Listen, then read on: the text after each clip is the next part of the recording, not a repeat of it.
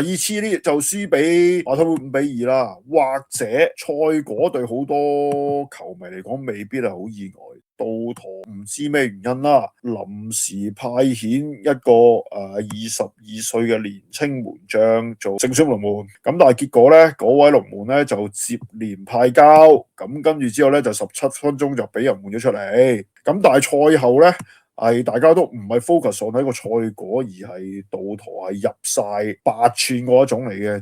第一啦，你唔應該喺歐聯16強呢一啲咁嘅大卡士裏邊、大場面裏邊派一個資歷咁淺嘅球員啦。17分鐘後，即係已經頂唔住要換出嚟，基本上難聽啲講咧，你係摧毀緊嗰個球員嘅職業生涯嘅。想聽 Stephen 更詳盡嘅精準分析，請即上講聲你聽 YouTube Channel 繼續收看。